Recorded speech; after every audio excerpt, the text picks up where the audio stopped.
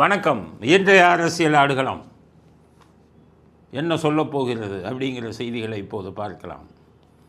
இன்றைய அரசியல் ஆடுகளம் சொல்லும் செய்திகளில் முதல் செய்தி, ஜனநாயகன் படத்தை இந்த திருட்டு கூட்டம் இன்டர்நெட்டில் ரிலீஸ் பண்ணிட்டோம். முக்கியமான சீனெல்லாம் இன்டர்நெட்டில் போடணும். ஊராம்படம் பூராம்ப சொத்து, வீடை விற்று இதை விற்று ரமானம் வச்சு 10 வட்டிக்கு வாங்கி 5 வட்டிக்கு வாங்கி படம் எடுப்பான். ஊரை கொள்ளையடித்து லட்சக்கணக்கான கோடியை துபாயிலையும் இதிலும் போய் முதலீடு பண்ண உங்களுக்கு வியர்வை சிந்தி சம்பாதிச்சவனுடைய வழி என்ன தெரியும்? ஒரு படத்தினால எத்தனை பேர் பாதிக்கப்படுறாங்க? ஒரு படம் ஒருவர் சம்மந்தப்பட்டதா? விஜய் மேலே உங்களுக்கு அரசியல் காழ்ப்புணர்ச்சி இருந்தால் வேறு இதில் காமிங்க. அந்த படத்தை நீங்கள் கடைசி வரை எலெக்ஷன் வரை ரிலீஸ் பண்ண விட மாட்டாங்கன்னு அப்போவே நான் சொன்னேன். இது அத்தனைக்கும் முக்கிய காரணம் உதயநிதி தான். உதயநிதிக்கு எல் முருகனுக்கும் தொடர்பு இருக்குது. உதயநிதி எல் முருகன் மூலமாக பேசி உதயநிதி எப்படி எல் முருகனுக்கு பண்ணாருங்கிறதெல்லாம் சொன்னேன். ஒரு சினிமா நடிகை மூலமாக அந்த சினிமா நடிகைக்கு வேண்டிய ஒருத்தரை பிடிச்சி, அவர் பிஜேபியை சேர்ந்தவர், அந்த எல் முருகன் பிடிச்சி அந்த சினிமா நடிகையை ரெக்கமெண்டேஷன் எல் முருகன்கிட்ட கொடுத்து அந்த படம் நிறுத்தப்பட்டது. சென்சாரை காரணமாக சொல்லி சென்சார் தான் நிறுத்தினான். அப்போவே சொன்னேன், நீங்கள் கோர்ட்டுக்கே போங்க, இல்லைன்னா எலெக்ஷன் வரை இந்த படத்தை ரிலீஸ் பண்ண விட மாட்டான்னு சொன்னேன். நீங்கள் கோர்ட்டில் இருக்கிறதையும் வாபஸ் வாங்கிட்டு வந்துட்டீங்க. அப்போ உங்களுக்கு இது அதுதான், எலெக்ஷனுக்கு அப்புறம் தான் அந்த படம் ரிலீஸ் ஆகும். இப்போ எலெக்ஷனுக்கு அப்புறம் சதி திட்டம் தீட்டுறாங்க. எப்படின்னா, இந்த எலெக்ஷனுக்கு அப்புறம் இந்த படத்தை தோற்கடிப்பது எப்படி? காரணம், இதுக்கு போட்டியாக உருவாக்கின பராசக்தி படுதோல்வி அடைஞ்சு மூஞ்சியில் கரியை பூசிச்சு இவங்க மூஞ்சியில். அதுக்கப்புறம் அந்த பராசக்தி படுதோல்வி அடைஞ்சாலும் கீழே விழுந்தாலும் மீசையில் மண் ஒட்டலைங்கிற கதையாக உதயநிதி முருகன்கிட்ட பேசி அங்கே பொங்கல் விழாவுக்கு இவங்களை பராசக்தி குரூப்பை கூட்டிகிட்டு போய் பிரதமர்கிட்ட அறிமுகப்படுத்தினாங்க. பராசக்தியே உங்களுக்கு இந்திய எதிர்ப்பு போராட்டத்தை மையமாக வைத்து எடுத்துக்கப்பட்ட படம். வெக்கம் இல்லாமல் காங்கிரஸில் கூட்டணி சேர்ந்துக்கிட்டு காங்கிரஸை சேர்ந்த இந்திரா காந்தியை அசிங்கப்படுத்தி அந்த படத்தை எடுத்தாங்க. அதாவது சரித்திரங்கிறது ஒன்றுமே தெரியாத கூட்டம். அரசியல் இந்திய எதிர்ப்பு போராட்டம் 1965 நடந்தது. இந்திரா காந்தி பாவம் இப்போ முதல் பிரைம் மினிஸ்டர் நடந்தது 66, 67, 66க்கு அப்புறம். அதுக்கு முன்னாடி நடந்த போராட்டத்துக்கு இந்திரா காந்தியை குற்றம் சாட்டி எடுத்தாங்க. ஒரு காங்கிரஸ்காரன் வாயை திறக்கலை, அவங்களோடய போய் கூட்டணி சேர்ந்தான். அப்படி இந்தியை எதிர்த்து எடுக்கப்பட்ட படத்துக்கு இந்தியை ஆதரிக்கக்கூடிய ஒரு தேசிய கட்சியான பாஜக கட்சி, அதுவும் இந்த எல் முருகன்கிற ஆள் சென்சாரை கையில் வச்சிருக்கிறாள், இவ்வளவு வேலையும் பண்ணி இவர்களை தூக்கி விட்டாங்க. சினிமா நடிகையின் மோகத்தில் பிஜேபி இவங்களை திமுகவுக்கு ஆதரவாக செயல்பட்டாங்க. அதுதான் சொன்னாங்க, மம்தா பானர்ஜி 2 பேர்த்துக்கு தொடர்பு இருக்குன்னு. அது அந்த படத்தில் நிரூபிக்கப்பட்டது. அப்போ நான் சொன்னது ஒரு மாதத்துக்கு முன்னாடி இந்த கருத்தை சொன்னேன். இன்றைக்கி தான் இந்த ஆதவ அர்ஜுன் அறிக்கை வருகிறாரு. ஆமாம், முருகனுக்கும் உதயநிதியும் சேர்ந்து தான் இந்த படத்துக்கு எடுத்தாங்கன்னு இப்போ சொல்கிறாங்க. உதயநிதி ஸ்டாலின் அவர்களும் ஒன்றிய அமைச்சராக இருக்கக்கூடிய பிஜேபியோட முருகன் அவர்களும் சேர்ந்துக்கிட்டு ஜனநாயகன் படத்தை ரிலீஸ் பண்ணவே இல்லை. இதுதான் உண்மை. அதுக்கிடையில் எல்லா வேலையும் பார்த்துட்டான். எல்லா சீனுங்களையும் அப்படியே முக்கிய சீனுங்களெல்லாம் இன்டர்நெட்டில் வர்றான். அதுக்கப்புறம் முழு படத்தையுமே இன்டர்நெட்டில் போட்டாங்கன்னு ஒரு செய்தி வந்திருக்கு. அது எப்படி எவ்வளவு உண்மைன்னு தெரியல. முழு படத்தையும் செய்தி கொண்டு வந்தால் என்ன ஆகும்? சினிமாக்காரர்களுக்கெல்லாம் சொல்கிறேன், அதில் எத்தனையோ தொழிலாளர்கள் இருக்கீங்க, எத்தனையோ விநியோகஸ்தர்கள் இருக்கீங்க, சினிமா கலைஞர்கள் இருக்கீங்க, டைரக்டருங்க இருக்கீங்க, தயாரிப்பாளர்கள் இருக்கீங்க. உங்கள் பொழப்புக்கு எப்படி வேட்டு வைக்கிறான் பாருங்க. அரசியல் இது இருந்ததுன்னா, வேறுபாடுகள் இருந்திருந்தால் அதை இதிலையாக காட்டுறது, ஒரு படத்தை இது பண்ணுறதா, சாகடிக்கிறதா? இனிமேல் சினிமா ஃபீல்டில் இருக்கிறவங்கெல்லாம் அவங்களுக்கு போய் ஆதரவு தெரிவித்தா நீங்கள்லாம் மனிதர்களே இல்லையா? உங்கள் தலையில் மண்ணை வாரி போட்டுக்கிட்டு இருக்கீங்க. 2006 2011 வரை இந்த வேலையை தான் பண்ணிக்கிட்டு இருந்தாங்க. ரெஜென்ட்டை ஆரம்பித்து அதுக்கப்புறம் மூக்க அழகிரி அவர் பையன் ஒரு ப்ரொடக்ஷன் ஹவுஸ் ஆரம்பித்து, கனிமொழி அவங்க சைடில் சொந்தக்காரவங்களை வச்சு அவங்க ஒரு தயாரிப்பு நிறுவனம் ஆரம்பித்து ஒரு படத்தையும் ஓட விடலை அவங்க படத்தை தவிர. இப்போ என்ன நடந்துக்கிட்டு இருக்குது? அவங்க சன் பிக்சர்ஸு, ரெட் ஜெயண்ட், இது அவங்க 2 பேர் சப்போர்ட் இல்லாமல் எந்த படமும் ரிலீஸ் ஆக முடியாமல் இருக்குது. இதெல்லாம் உங்களுக்கு நல்லா புரியும்ல சினிமாக்காரங்களுக்கு. நீங்கள் அவங்களுக்கு திமுகவுக்கு நீங்கள் ஆதரவு தெரிவிக்கலாமா? இப்போ ஒரு படத்தை கொலை செய்கிறாங்களே, இவர்களுக்கு இவங்க தான் எப்படி சொல்கிறாங்க, இவங்க தான் செய்கிறாங்கன்னு எப்படி சொல்கிறீங்கன்னு கேட்பீங்க. வரலாறு பேசுகிறது. இவங்களுக்கு எதிராக இவர்களை தாக்கி படம் எடுத்தால் இதைத்தான் பண்ணுவான். எப்படின்னு கேட்குறீங்களா?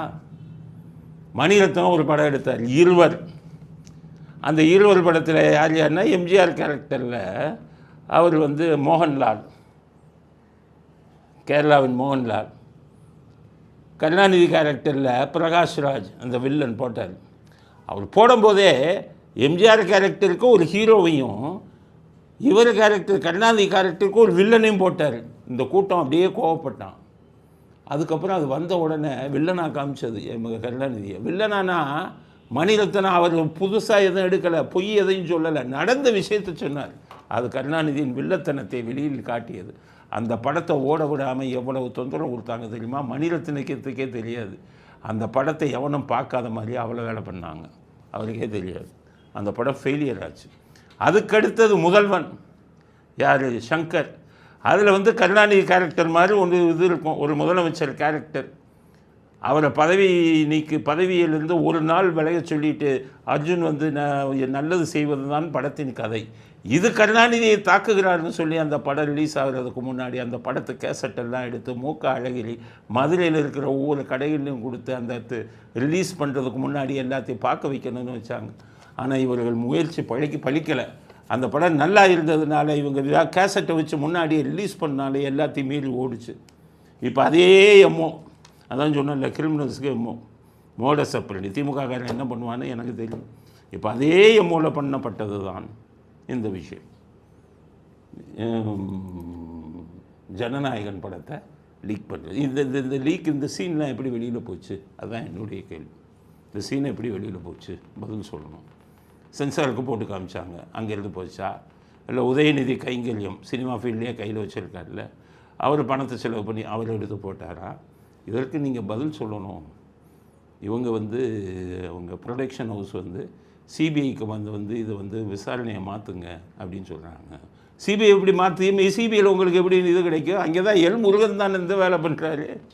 மத்திய அரசாங்கத்துக்கு சிபிஐ, மாநில அரசாங்கத்துக்கு உதயநிதி இவங்க சாப்டரு நம்ம 30 நாளில் போயிடும். யார்கிட்ட பேசினாலும் யார்கிட்ட கேட்டாலும் ஐயோ இவங்க ஒழியணும், அப்படி தான் வருது. நான் எப்போவும் திமுகவை தாக்கி பேசுவதற்காக சொல்ல, நீங்கள் எல்லாருமே யாரையாச்சும் வெளியாள்கிட்ட பேசி பாருங்கள், என்னங்க ஐயோ இவங்க தொலைக்கணும், ஐயோ இவங்க, அப்படி தான் மக்கள் மத்தியில் அந்த எண்ணம் வந்துருச்சு. 30 நாட்களில் ஆளுங்க காலி. அடுத்த மாதம் இந்நேரமெல்லாம் இவர்கள் ஆட்சிக்கு விழுந்து விடும், வேறு ஒரு ஆட்சி பதவி ஏற்றுருவாங்க. அதனால் அதுவரை உங்கள் இதை சமாளிக்கணுமே. அதனால் இது முழுக்க உதயநிதியும் முருகனும் செய்த சதி தான், 2வது சதி. இந்த இதெல்லாம் ரிலீஸ் பண்ணுறது, திரையுலகில் இருக்கிற அத்தனை பேரும், சாதாரண தொழிலாளம் வர, சைக்கிள் ஸ்டாண்டில் இருந்து 2 வீலர் ஸ்டாண்டில் டோக்கன் கொடுப்பீங்களே, உங்கள் அத்தனை பேர் பொழப்பும் கெடுக்கிறாங்க. சினிமா தொழிலையே குட்டி சவராக்கணும்னு நினைக்கிறாங்க. அதற்கான ஒரு வழி தான் இந்த மாதிரி இதை முதல்ல சென்சாரில் பண்ணாங்க, இப்போ இந்த மாதிரி பண்ணுறாங்க. அப்படிங்கிறத கடும் கண்டனத்தை தெரிவித்துக் கொள்கிறோம். உதயநிதி அவர்களுக்கும் எல் முருகன் அவர்களுக்கும். இந்த பிரச்சனைக்கு காரணமே இவர்கள் 2 பேர் தான் அப்படிங்கிறத கண்டனத்தை தெரிவித்துக் கொள்கிறோம். ஜனநாயகன் படத்தில் இவ்வளவு பிரச்சனை நீங்கள் கொடுக்கறது ஏற்புடையதல்ல. இன்றைக்கி இவரே சிவகார்த்திகேயனே இது தெரிவிச்சிருக்காரு, எதிர்ப்பு. இந்த ஜீவா போன்ற 2ஆம் தர நடிகர்களே, ஃபஸ்ட்டு ஸ்டேஜ் செகண்ட் ஸ்டேஜில் உள்ளவங்க அவங்கெல்லாம், அவர்களே அரசியலில் ஒரு எந்த வித இதுவும் இல்லை ஈடுபாடு காட்டாதவர்களே எதிர்த்திருக்காங்க. ஒட்டுமொத்த சினிமா துறையும் இன்னும் ஒரு வாரத்துக்குள்ளே இவர்களுக்கு எதிராக மாறப்போவது உறுதி, மாற வேண்டும் என்பது என்னுடைய கோரிக்கை. இது அவர்கள் செய்யும் தவறை அடிப்படையாக வைத்து தான் உங்கள்கிட்ட இந்த விஷயத்தை சொல்கிறேன். ஒட்டுமொத்த சினிமா துறையும் இது பண்ணுங்க, மாறுங்கள். இவர்களை எலெக்ஷனில் இவர்களுக்கு எதிராக வாக்களித்து இவர்களுடைய அநியாயத்தையும் அக்கிரமத்திற்கும் ஒரு முடிவு கட்டுங்கள். ரொம்ப வருத்தமாக இருக்கிறது. அவன் 300 கோடி 400 கோடி போட்டு படம் எடுப்பான், உங்கள் பாட்டுக்கு போட்டு ரிலீஸ் பண்ணி விட்டுட்டு, தியேட்டரில் மட்டும் ரிலீஸ் பண்ணிக்கிட்டு கொள்ளையடிச்சுக்கிட்டு, ஆட்சியில் கொள்ளையடிக்கிற பணத்தெல்லாம் அதில் கணக்கு காமிச்சு கோடிக்கணக்கில் வெளிநாடுகளில் போய் முதலீடு செய்கிறீங்க. உங்களுக்கு சாதாரண சினிமா தொழிலாளரின் மன வலி உங்களுக்கு என்ன தெரியும்? அப்படிங்கிறத முதல் கருத்தாக பதிவு செய்ய விரும்புகிறோம். அடுத்தது காரைக்குடியில் விஜய் பிரச்சாரம். இன்னைக்கு இன்றைக்கி விஜய் வந்து காரைக்குடிக்கு போயிருக்காரு. அங்கே தான் சீமான் நிற்கிறாரு. காரைக்குடி பெரிய ஊர் இல்லை, சாதாரண சுமாரான ஒரு ஊர். அதில் அவ்வளோ கூட்டம் வருது காரைக்குடியில். அந்த வீடியோவை பாருங்கள்.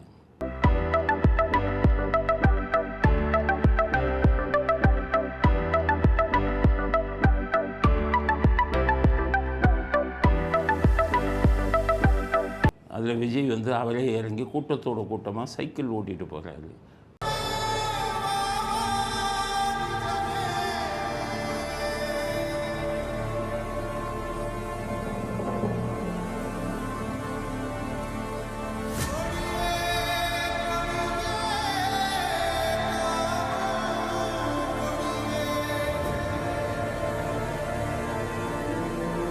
ஜாக்கிரதையாக இருக்கணும்.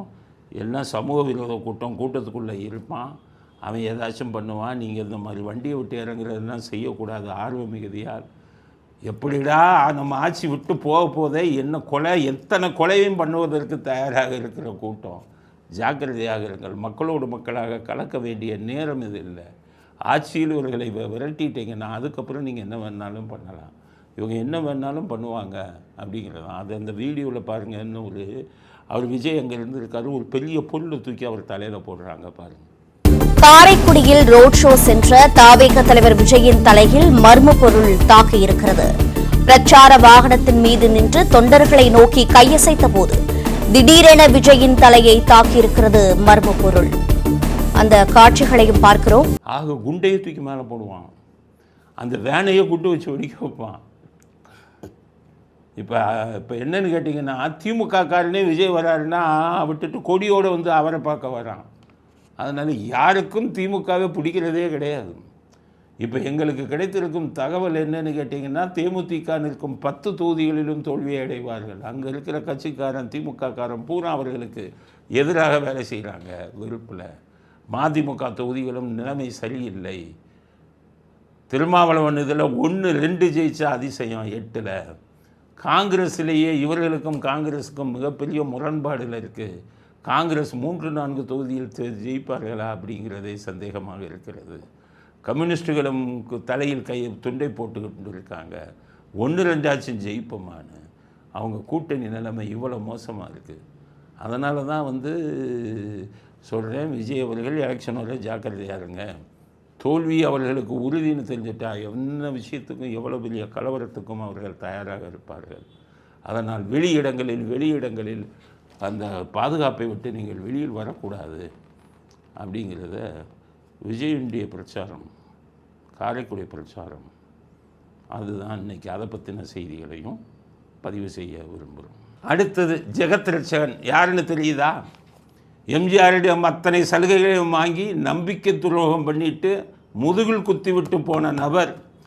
ஆரம்பீரப்பன் காலில் விழுந்து எம்ஜிஆரிடம் அத்தனை காலேஜுகளெல்லாம் வாங்கியவர்.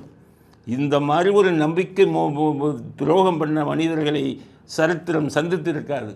இதே பிஜேபி இவங்க வாங்கினாங்க. ஜேபிஆர் எம்ஜிஆர் கொடுத்தார், ஏசி சண்முகத்துக்கு கொடுத்தார், ஆர்எம்கே இன்ஜினியரிங் காலேஜுன்னு கொடுத்தாரு, எல்லா கட்சிக்காரவங்களும் கொடுத்தாரு. இந்த ஜெகத் ரட்சகன் வீரப்பன் காலில் விழுந்து இந்த கல்லூரிகள் எல்லாம் வாங்கினார். இத்தனை மருத்துவக் கல்லூரி, இத்தனை இது. அவர் வைத்திருக்கும் இத்தனை ஆயிரக்கணக்கான சொத்துக்களுக்கும் அடித்தளம் போட்டு கொடுத்தவர் எம்ஜிஆர். முதுகில் குத்திட்டு இந்த பக்கம் போயிட்டு இன்றைக்கி வசனம் பேசுகிறாரு. எடப்பாடி என்ன இப்படி பேசுகிறாரு? எனக்கே கொதிப்பு இல்லை. இன்னும் கொதிப்பு, உங்களுக்கு கொதிப்பு இருந்தால் என்ன பண்ணுவீங்க? மிகவும் கண்டிக்கத்தக்கது. அப்படிப்பட்டதெல்லாம் இருக்க ஒரு அரசியல் பக்குவம் இல்லை என்று தெரியுது. இதுலேருந்து அரசியல் இன்னும் பக்குவப்படணும். அரசியல் அப்படிலாம் பேசவே கூடாது. அதெல்லாம் ரொம்ப கொடுமையானது. அந்த வார்த்தைகள்லாம் நாங்கள்லாம் கொதிச்சு போயிட்டாங்க. எங்கள் தொண்டர்கள்லாம் கொதிச்சு போயிட்டாங்க. உங்களுக்கு இன்கம் டேக்ஸ் வரும்போது கை கால் நடுக்கிட்டு வாய் பேச முடியாமல் இங்கே 10 கோடி பண அறையில் இருந்ததை அப்போ என்ன அந்த தைரியெல்லாம் எங்கே போச்சு? வீராதி வீரர்களா நீங்கள்? தொண்டர்கள் கொதித்து போயிருக்காங்களா எடப்பாடி பேசுகிறது பார்த்து? உங்கள் தொண்டர்களை விட அது 2 மடங்கு அதிக தொண்டர்கள் அதிமுகவில் இருக்கான். அவெல்லாம் கொதிச்சு போயிருக்கான் உங்கள் மேலே. ஆட்சி மாற்றம் வந்ததுன்னா நீங்கள் காலி, ஞாபகம் வச்சுக்கோங்க. என்னமோ இவங்க மாதிரி எடப்பாடி எல்லை மீறி பேசுகிறார். ஏன் உங்கள் உதயநிதி எல்லை மீறி பேசலையா? முரட்டு அடிமைன்னு சொன்னார் எடப்பாடி. எங்கே போனீங்க ஜெகத் ரட்சகன்? 2 கோடி அதிமுக தொண்டர்களும் கொதிச்சு போயிருக்கான்ல, தெரியுமா உங்களுக்கு? அப்போ அவரை அடக்கி வைப்பதற்கு உங்களுக்கு இது கிடையாது இல்லை? தொண்டர்களை உதயநிதியை பாதம் தான் இங்கே பழனிசாமின்னு உதயநிதி சொன்னார, நாவடைக்கு பேசணும்னு சொல்கிறதுக்கு உங்களுக்கு துப்பு இருந்ததா? அவர்கிட்ட போய் சொல்லுங்கள். அதை விட்டுட்டு எடப்பாடி எல்லை தவறி பேசுகிறார். ஜால்ரா அடிக்கிறதுக்கு உங்களுக்கு இதை விட எவ்வளவு பணம் சம்பாதிச்சு என்னையா பிரயோஜனம்? மனிதனாக நடந்து கொள்ளுங்கள், மனசாட்சியை தொட்டு சொல்லுங்கள். இத்தனை பணத்துக்கும் இன்றைக்கி நீங்கள் இருக்கிற இத்தனை நிலைமைக்கும் ஆரம் வீரப்பன்கிற மனிதர் எம்ஜிஆர்கிட்ட சொல்லி கொடுக்கலன்னா இப்போ வந்திருக்குமா உங்களுக்கு? அதனால் நியாயமாக பேசுங்க. இவ்வளோ பணம் வச்சுருக்கீங்களா, நியாயமாக பேசுங்க. என்னமோ அவங்க பக்கம் நியாயம் இருக்கிறோம். எடப்பாடி எல்லை மீறி பேசுகிறார், உதயநிதி எல்லை மீறி பேசுனெல்லாம் காதில் விழுகலையோ? தொண்டர்கள் குதிச்சிருக்கான பயமுறுத்துறீங்களா? திமுக தொண்டர்கள் அதிகமாக, அதிமுக தொண்டர்கள் அதிகமானு கணக்கு கொடுக்கவா? சும்மா ஊரை ஏமாற்றிக்கிட்டு 9 கட்சி கூட்டணின்னு வச்சுக்கிட்டு ஜெயிச்சுட்டு கள்ள ஓட்டை போட்டு சார் போயிடுச்சு, முடிஞ்சு போச்சு உங்கள் சகாப்தம். இனி எந்த ஓட்டும் போட முடியாது. வீட்டுக்கு பொட்டியை கட்டிட்டு ரெடியாக இருக்க சொல்லுங்கள் உங்கள் தலைவர்களை. அதுக்கடுத்தது நம்ம இந்த சேகர் பாபு மனநல நோயாளி போல் பேசுகிறார் எடப்பாடியோ. நான் அதிகப்படியாக சொல்லணும்னா ஒரு மனநல பாதிக்கப்பட்ட மாதிரி பேசின்னு இருக்கார். போட்டுங்க மனநல நோயாளி மாதிரி பேசுனதும் உங்கள் ஆளுங்க. கவர்னரை ஒருத்தர் இருக்கானேன்னு பேசினார் ஸ்டாலின், அது மட்டும் சரியான பேச்சா? கவர்னர் உள்ளே வரும்போது உங்கள் இவர் பொன்முடி வெளியில் போடான்னு சொன்னார். மனநலம் பாதிக்கப்பட்டவர்கள் பேசக்கூடிய பேச்சு தானே. உங்கள் தலைவர்கள் தான் மனநலம் பாதிக்கப்பட்டவர்கள் போல் பேசிக்கிட்டு இருக்காங்க. முதல்ல உங்கள் தலைவர்களை அடக்கி வைங்க. இவர் அப்படி தான்ப்பா பேசுவார் எடப்பாடி. அவருக்கு நம்ம இந்த விஷயத்தில் சமாதி விஷயத்தெல்லாம் நாங்கள் அவர் எதிர்த்தோம். அது உண்மை, மனசாட்சி எதிர்த்தோம். இப்போ சொல்கிறேன், இதில் எடப்பாடி செய்கிறது தான் சரி. முல்லை முள்ளால் தான் எடுக்கணும். ரவுடிக்கு ரவுடியாக தான் இருக்கணும். என்ன ரவுடித்தனம் உனக்கு தான் தெரியும்னு நினச்சியா? ஜெயலலிதா இருக்கும்போது எங்கே ஓடி ஒளிஞ்சீங்கய்யா நீங்கள்லாம், உதைச்ச உதையில. ஸோ அந்த மாதிரி அரசியலில் அப்படி தான் முல்லை முள்ளால் எடுக்கணும். அதனால தான் எடப்பாடி இப்படி பேசுகிறாரு. நீங்கள் பேசுவீங்க, அவர் வாய் மூடிக்கிட்டு இருப்பாரோ? பேசுனா இது பண்ணுவீங்க மனநலம். அது இதில் இவர் இந்த ஆர்எஸ் பாரதி நாட்டு வைக்கல் அவர் என்ன சொல்கிறாருன்னா, இதில் கொடநாடு கொலை வழக்கில் எடப்பாடிக்கு தண்டனை வாங்கி தரும். இவர் எப்படி இருந்தாலும் இது சட்டம் எப்படி பரிசாலனே தெரியலையா? நீங்கள் சாதாரணவங்க புரிஞ்சுக்கங்க. இந்த கொடைநாடு கொலை வழக்கில் எடப்பாடியோ குற்றவாளியாகவே சேர்க்கலை. குற்றப்பத்திரிக்கை சார்ஜ் ஷீட்டில் அவர் ஒரு அக்யூஸ்டாக சேர்த்துருக்கணும். 5 வருஷம் ஆட்சியில் இருந்தார்ல யார், ஸ்டாலின். எடப்பாடி உண்மையிலே தப்பு பண்ணியிருந்தா அவரை குற்றவாளியாக சேர்க்கணும். குற்றவாளியாகவே சேர்க்கலை.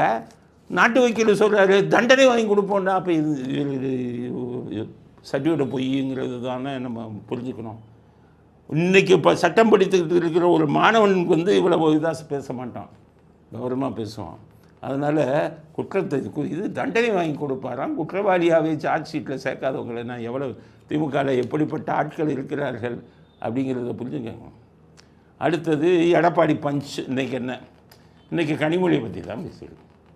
கனிமொழியை பற்றி என்ன பேசியிருக்காருன்னா, கனிமொழி இவர் என்ன பேசியிருக்காங்க, எடப்பாடி தேர்தலுக்கு பிறகு கவர்னராக போய் விடுவாராம் அப்படிங்கிறாங்க. என்னம்மா கவர்னராக போய் விடுவார்? நீங்கள் தான் அமித்ஷா காலில் விழுந்துக்கிட்டு இருக்கீங்க, நீங்கள் தான் ஏதாச்சும் பதவியை வாங்கிட்டு போவீங்க அப்படின்னு இருக்காங்க. இந்தியா பாகிஸ்தான் சண்டை நடக்கும்போது ரஷ்யாவுக்கு அனுப்பின குழுவில் உங்களை தலைவராக போட்டாங்க. பதவி எப்படி வாங்கினீங்க?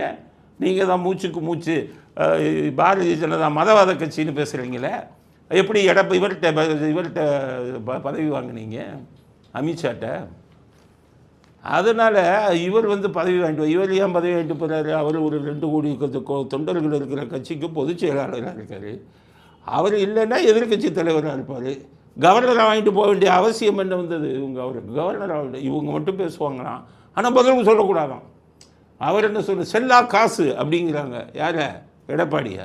ஆனால் அவர் பதில் சொன்னால் பெண்மையை இழிவுபடுத்துகிறார்கள்.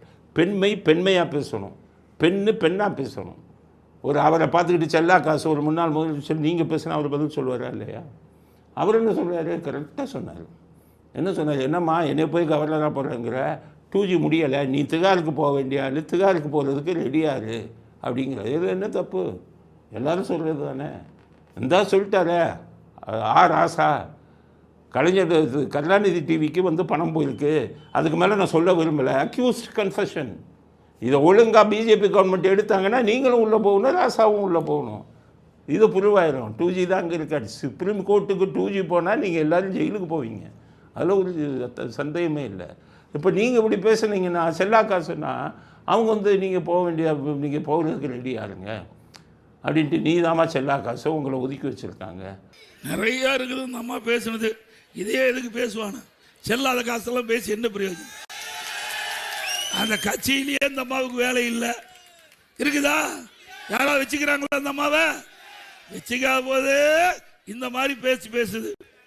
உங்களை யாராச்சும் முக்கிய பொறுப்பில் வச்சுருக்காங்களான்னா இவ்வளவு அநாகரிகமாக பேசுகிறாரு. நீங்கள் பேசுகிறது அநாகரிகம் இல்லையா? உங்களுக்கு இப்படி தான் பதில் கொடுக்கும். அதுக்கு ஒரு சப்போர்ட்டு திமுக அவங்களை சேர்ந்தவங்க பெண்மையை தமிழக பெண்மையை அவமதித்து விட்டார்கள். அம்மா கருணாநிதி தமிழக பெண்மையை அவமதித்ததை விட இவங்க அவமதிச்சாங்களா? எதிர்கட்சி பெண் தலைவராக இருந்த இவங்களை சேலையை பிடிச்சிருத்தாங்களே, அதை விட பெண்மையை அவமதிக்கணுமா அந்த நாட்டில்? எத்தனை பேர் கேட்டீங்க? எத்தனை பேர்? அப்போல்லாம் நீங்கள் சீட்டு கிடைக்காம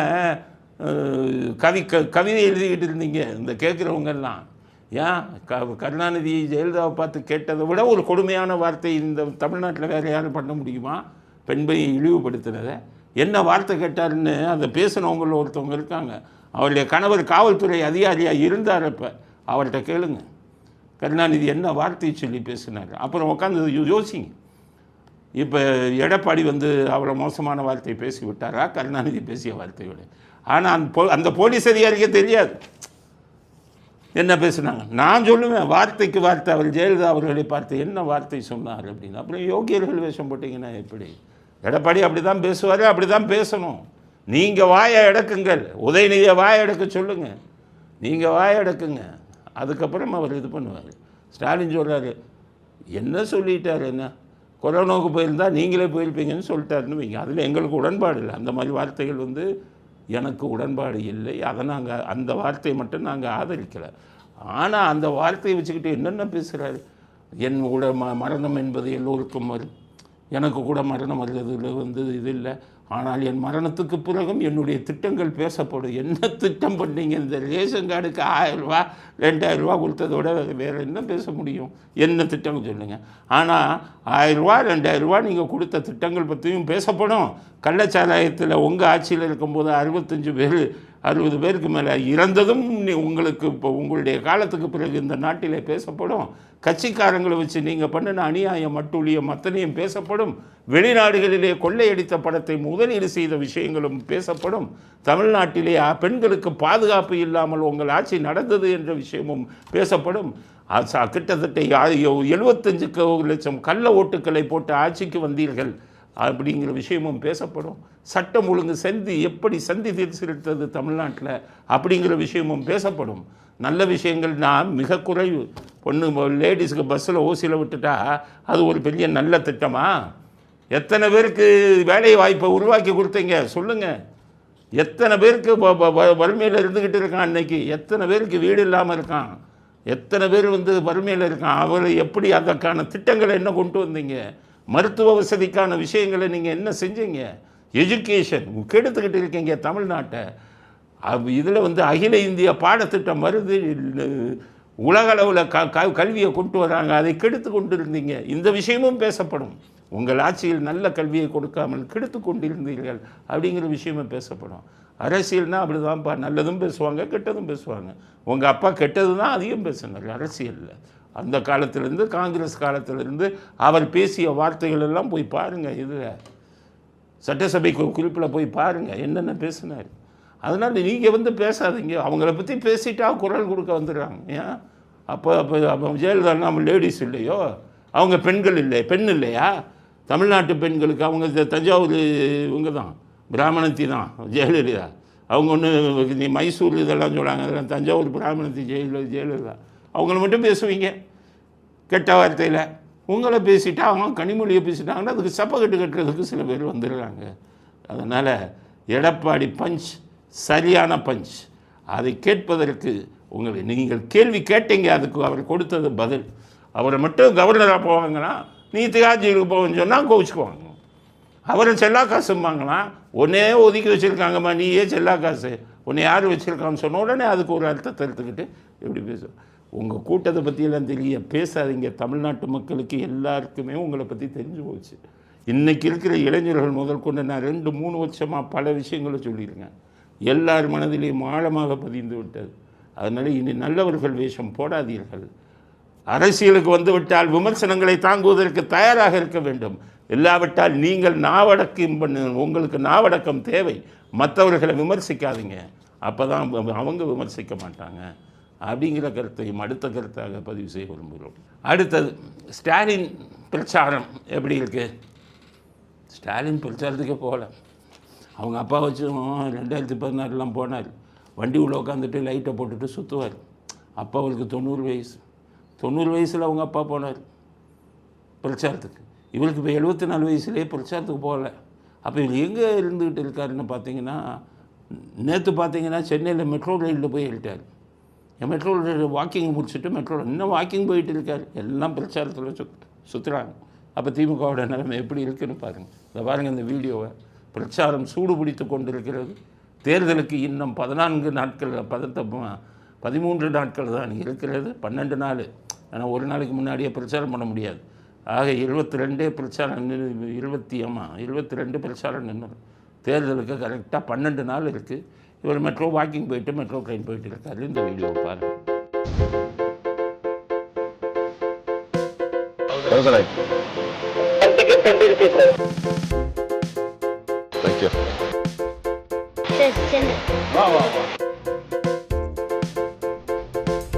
என்ன புரியுங்களா?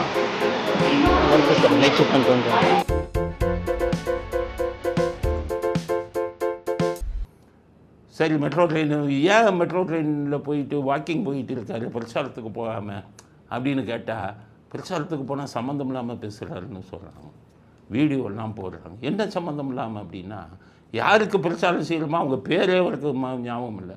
பேர் ஞாபகம் இருந்தால் பரவாயில்ல. திமுகவின் சின்ன உதயசூரியனும் ஞாபகம் இல்லைங்கிறாங்க.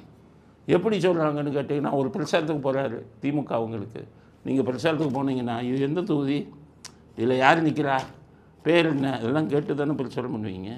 அவர் ஒரு பெண் வேட்பாளருக்கு பிரச்சாரம் பண்ணுறாரு. அப்படியே கையில் இதை வச்சுட்டு இருக்கார் மைக்கை இது பண்ணிவிட்டு திமுக வேட்பாளர் அவர் பேசிட்டு என்ன சின்னன்னு கேட்குறாரு.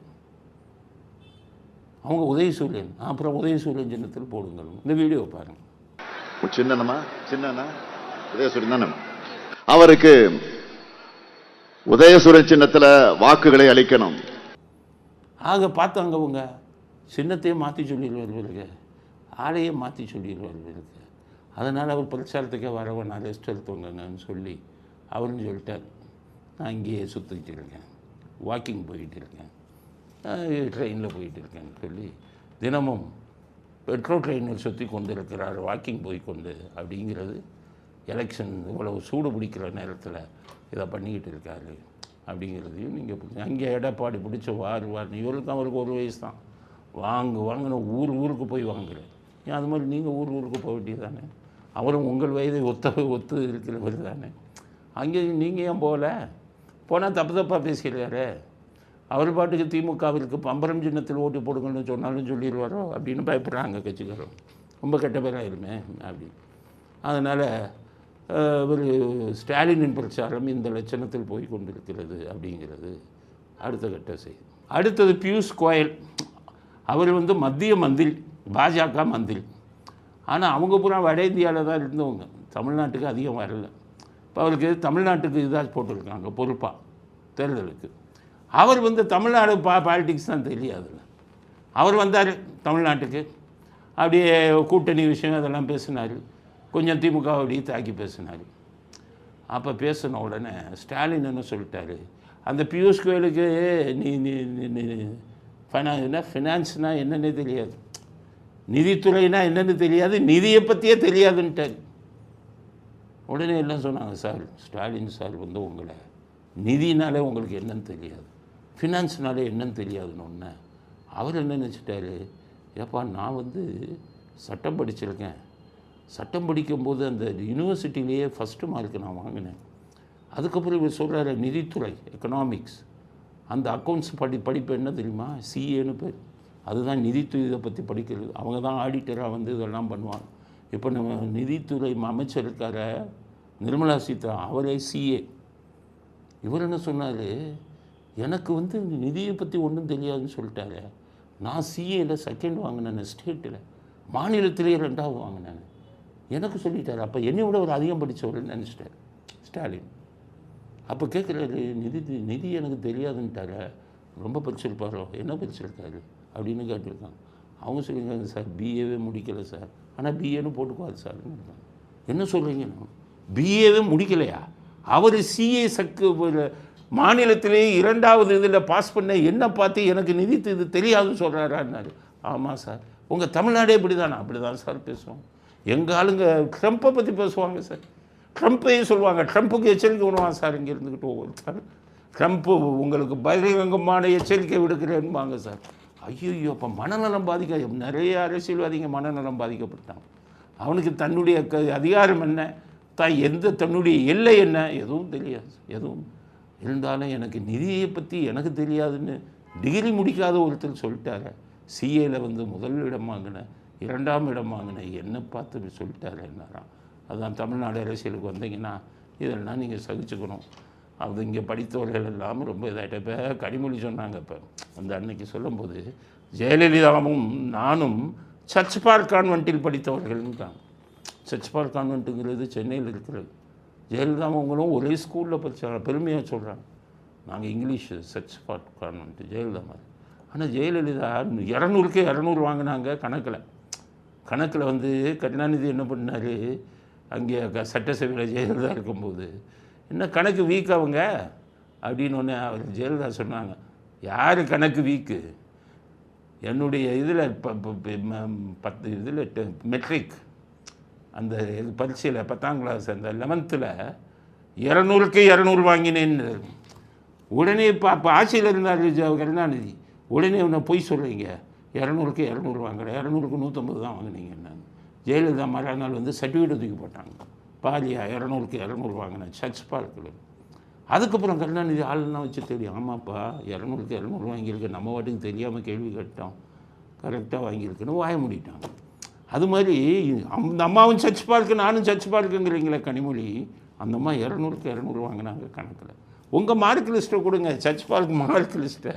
நீங்கள் 200க்கு எத்தனை வாங்கினீங்க, பாஸ் பண்ணீங்களா, அட்டம் பண்ணீங்களா, இல்லை ஒருவேளை குறைஞ்ச மார்க் எடுத்தீங்களா, அதிக மார்க் எடுத்தீங்க, அதை சொல்லி நீங்கள் ஒப்பீடு செய்யுங்க. நானும் ஜெயலலிதாவை விட நான் அதிக மார்க் வாங்கினு நிறுவீங்க.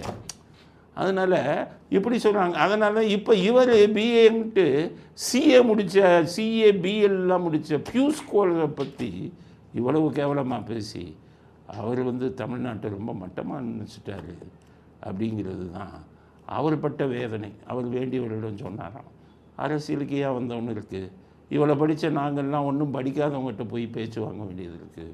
அதுவும் தமிழ்நாடு அரசியல் படுமோசமாக இருக்குது. மற்ற அங்கெல்லாம் அப்படி இல்லை. வட இந்தியாவில் படித்தவனை மதிப்பாங்க, அவன் அதிகம் படித்தவனா அவனை பற்றி மரியாதையோடு பேசுவாங்க. இங்கே இந்த மாதிரி பேசுகிறாங்களே அப்படின்னு மிகவும் வருத்தப்பட்டு இனிமேல் தமிழ்நாடு இதுக்கே கேன்வாஸுக்கே போக நான் முடிவு பண்ணிட்டேன். அது நம்ம ஆளுங்களை பற்றி தான் தெரியும்ல, வீராதி வீரன்னாலும் பேசுவாங்க, எல்லாம் உலக அரசியலே தெரிஞ்சவங்க மாதிரி. அவங்க சொல்லியிருக்காங்க சார், ஒன்று ஏன் ஃபீல் பண்ண, அவர் ட்ரம்ப்பையே பேசிட்டார், ட்ரம்ப்பை வந்து எச்சரிக்கை கொடுத்துட்டாரு, திருமாவளவனே எச்சரிக்கை கொடுத்துட்டாரு சார், உங்கள் கூட்டணியே அப்படி தான் அப்படின்னு சொன்னதா ஒரு செய்தி வந்திருக்கு. அதை உங்களுக்கு பதிவு செய்ய விரும்புகிறேன். இத்துடன் இன்றைய அரசியல் ஆடுகளம் நிறைவு பெறுகிறது. மீண்டும் நாளை இதே அரசியல் ஆடுகளத்தில் உங்கள் அனைவரையும் சந்திக்கிறோம். நன்றி, வணக்கம், ஜெய்.